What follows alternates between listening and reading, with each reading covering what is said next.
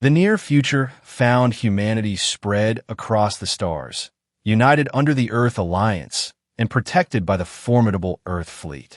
In the frontier regions of the galaxy, where civilizations yet unknown dwelled, danger lurked beyond the reaches of human knowledge.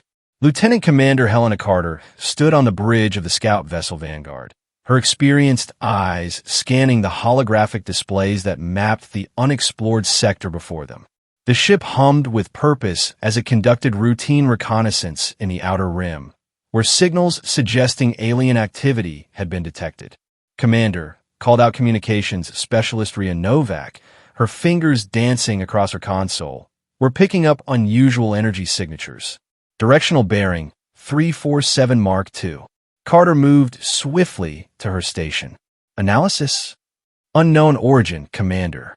Patterns don't match any of our databases. Ria's voice carried an edge of concern. The outer rim had yielded few favorable surprises.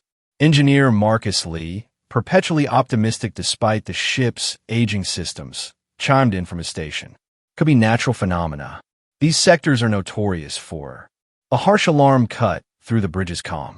The Vanguard jolted violently as energy weapons struck its shields.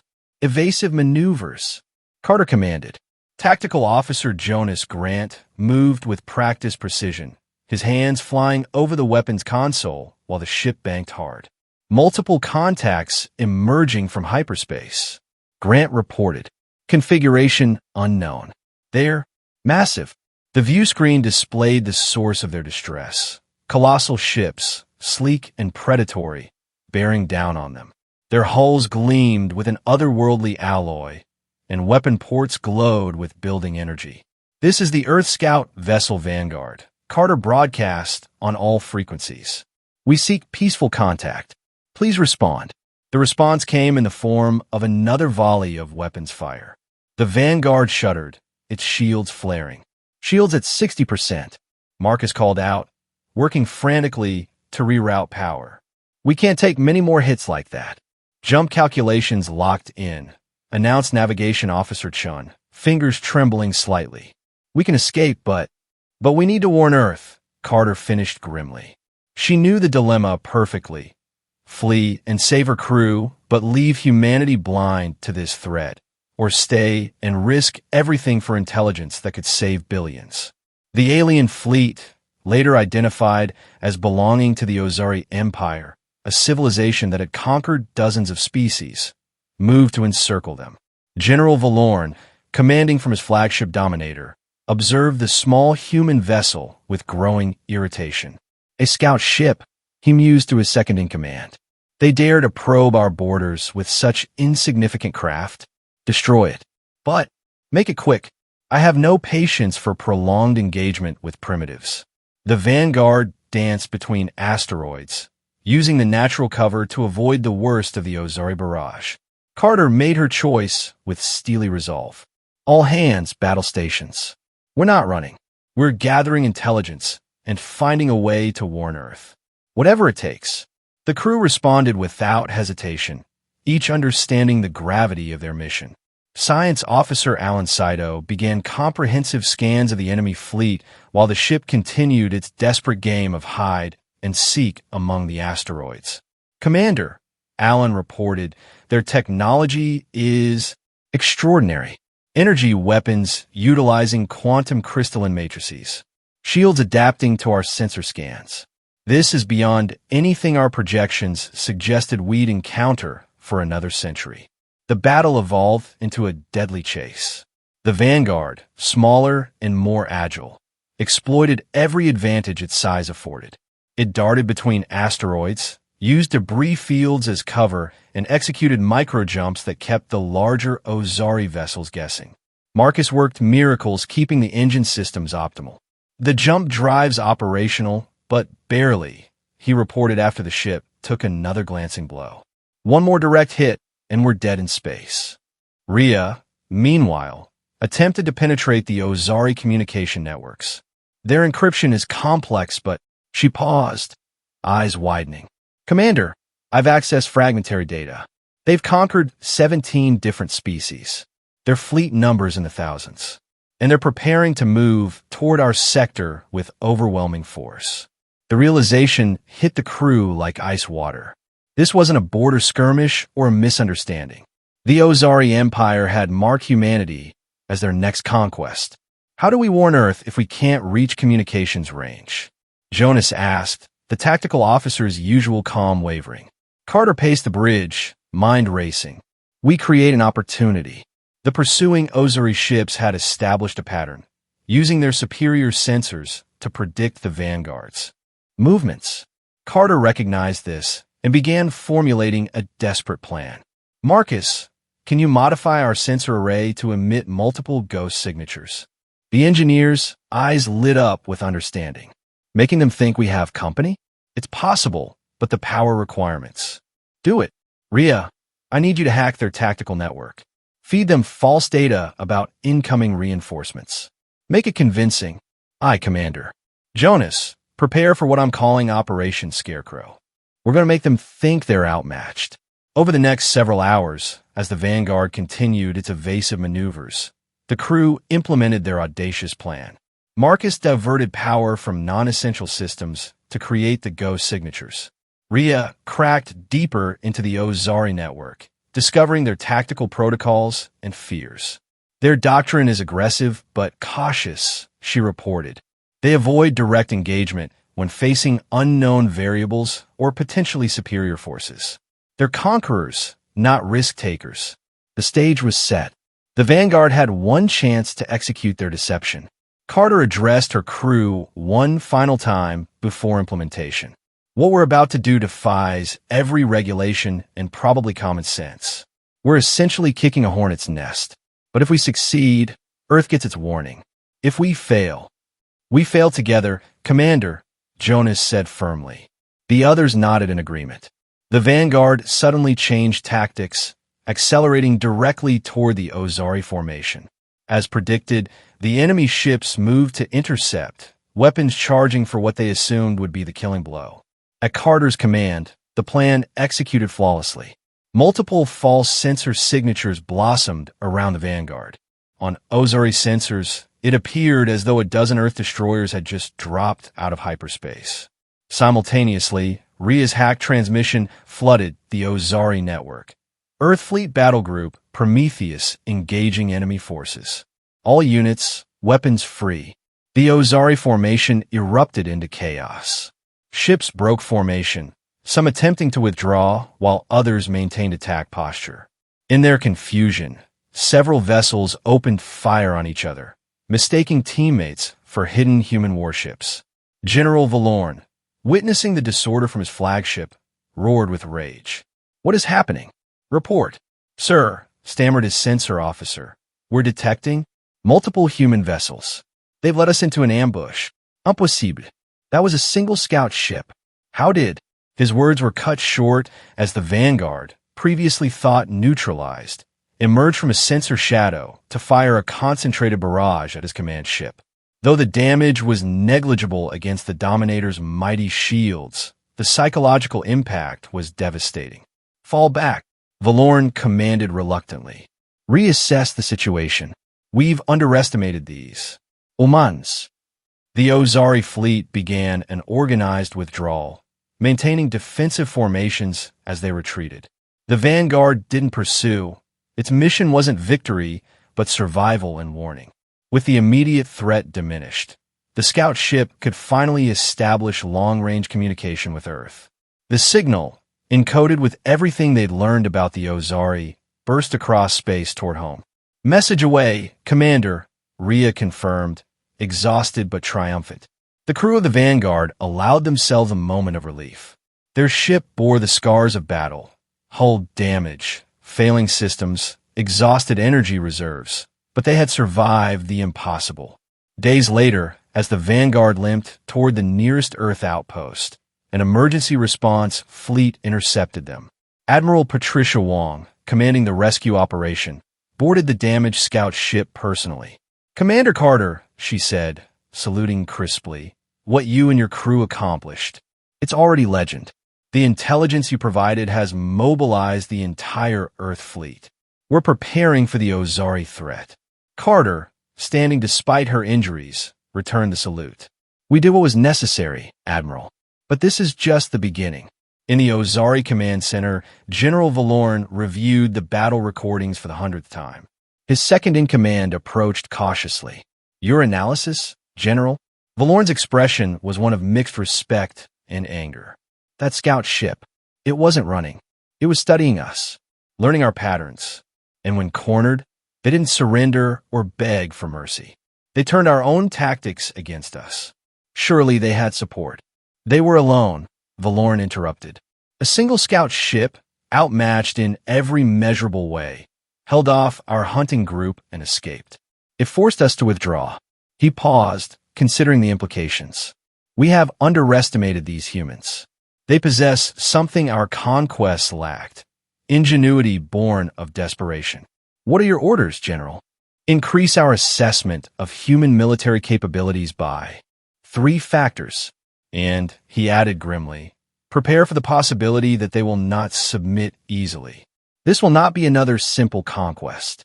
Back aboard the Vanguard, now docked for extensive repairs, Helena Carter gathered her crew in the mess hall. Bandages and medical patches adorned most of them, testament to their ordeal. "The brass wants to commend us," she began, her voice carrying to every corner. "They're calling us heroes. But I want you all to know, what we faced out there, the Ozari Empire, they're coming. Our trick bought us time, maybe even respect, but not peace." Marcus raised his coffee cup. "To the Ozari Empire. May they always think twice before engaging a mere scout ship." Laughter filled the room, relief mixing with determination. They had survived, warned their people, and in doing so had fundamentally altered the balance of power in this corner of the galaxy. Rhea, still working on decrypting the data they'd stolen, made a discovery that would prove crucial in coming months. "Commander," she said privately afterward, "I found something in their protocols. The Ozari, they maintain detailed records of species they consider worthy adversaries. Guess who just made that list?" Carter smiled grimly. "Good. Let them remember the name Vanguard. Let them know that humanity doesn't fight fair when its survival is at stake." Months would pass before the full impact of that encounter became clear. The Ozari Empire, accustomed to easy conquests, found themselves forced to recalibrate their entire approach to the human sector. They began sending diplomatic probes alongside their military scouts, no longer assuming immediate dominance. The Earth fleet, armed with Vanguard's intelligence, restructured its forces. New ship designs incorporated countermeasures against Ozari tactics. Entire squadrons practiced the scout ship's successful deception strategies. General Valorn, in a private moment of reflection, commented to his closest advisor, "I commanded the destruction of 100 worlds. I have never before been deceived by prey into believing them predators. These humans..." He trailed off, lost in thought. "Should we proceed with our planned invasion, General?" "Not invasion. Negotiation. The cost of conquering a species that fights as they do. The Empire would win, but at what price?" He paused, then continued firmly, "We shall offer them terms. Alliance rather than subjugation. The first time we have made such an offer to a species we've encountered." The Vanguard remained a symbol of Earth's determination. Rebuilt and recommissioned, it continued to patrol the frontier, now accompanied by dedicated support vessels. Its crew, forever bonded by their shared experience, served as instructors, passing their hard-won knowledge to new generations of Earth Fleet personnel. Years later, when historians analyzed the turning point in human-Ozari relations, they invariably returned to that crucial encounter. The day a single scout ship, outgunned and outmatched, used wit and courage to rewrite the destiny of 2 civilizations. Dr. Alan Saito, now leading the Stellar Defense Research Institute, often recounted the lesson learned that day. Superior force is meaningless against superior strategy. The Ozari had better technology, numerical advantage, and centuries of conquest experience. We had determination, teamwork, and the willingness to risk everything for the mission. Sometimes that's enough. The legacy of the Vanguard lived on in the military doctrine of both Earth and, surprisingly, the Ozari Empire. Human naval academies taught the Vanguard Gambit, using deception and enemy psychology to overcome material disadvantages. Ozari war colleges used the incident as a cautionary tale. Never underestimate an unknown enemy, no matter how weak they appear. General Valorn, promoted to Supreme Commander of the Ozari Fleet, maintained a holographic display of the Vanguard in his office. Visitors often wondered why he kept a reminder of what many in the Empire privately considered an embarrassment. This small ship, he would explain, taught our Empire its first lesson in humility in 3 centuries. It forced us to grow beyond mere conquest to consider diplomacy, alliance, and mutual benefit. In defeating us, they saved us from eventual stagnation. The treaty eventually signed between Earth and the Ozari Empire. The first such agreement the Empire had ever willingly entered contained a unique clause. Human scout ships were granted unrestricted passage through Ozari space, with the explicit understanding that what had once been considered provocation was now recognized as the mark of a worthy ally. Helena Carter, promoted to admiral and granted command of the rebuilt Vanguard as her flagship, often found herself leading joint Earth-Ozari expeditions into unexplored space. The crew that had once fought for their survival now pioneered new frontiers of cooperation between former enemies. On the anniversary of their famous encounter, as humans and Ozari alike commemorated the Battle of Recognition, as it came to be known, Carter stood once more on the bridge of her ship. Around her, the original crew had gathered for the celebration. You know, Marcus mused, sipping his carefully rationed whiskey. I've retrofitted this ship 6 times now with tech we got from our friends out there. Still haven't figured out all their systems. Keep trying, Carter smiled. The day we stop learning from each other is the day we stop growing. Jonas, now second in command, raised his glass. To the day we stood against impossible odds and won not through force, but through pure human stubbornness.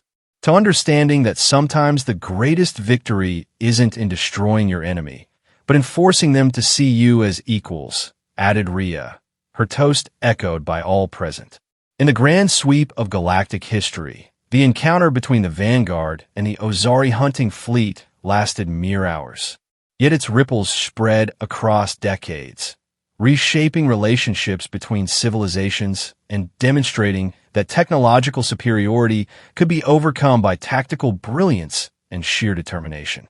The humans had started as prey in the eyes of a galactic predator. Through courage, ingenuity, and sacrifice, they had transformed that encounter into the foundation of a new era of interstellar diplomacy. The Ozari, humbled by the experience, became not conquerors but collaborators, their empire evolving from dominance through force to influence through alliance. And at the center of it all remained the story of a small scout ship and its crew, who faced annihilation with defiance and emerged as the catalyst for profound change across the stars. The legend of the Vanguard would be told for generations, the day when humanity proved that in the vast cosmos, heart and mind could triumph over hull and weapon. As Carter looked out at the stars on that anniversary, she reflected on something General Valorn had once told her during a particularly contentious negotiation session. We thought we understood power, Commander. We counted ships, compared weapons, measured conquest. You showed us that true power lies in making your enemy question everything they thought they knew. She had simply replied, and you showed us that even the mightiest predator can evolve into an ally when faced with determination and creativity. We've all grown from that encounter. The galaxy was vast, filled with unknown wonders and hidden dangers.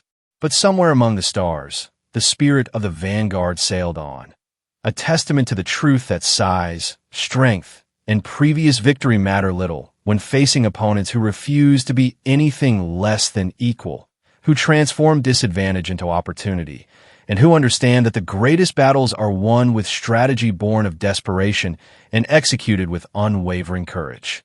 The story of how a single scout ship changed the course of galactic history would echo through the ages, a reminder that in the infinite darkness of space, a small light of determination can outshine the greatest fleets.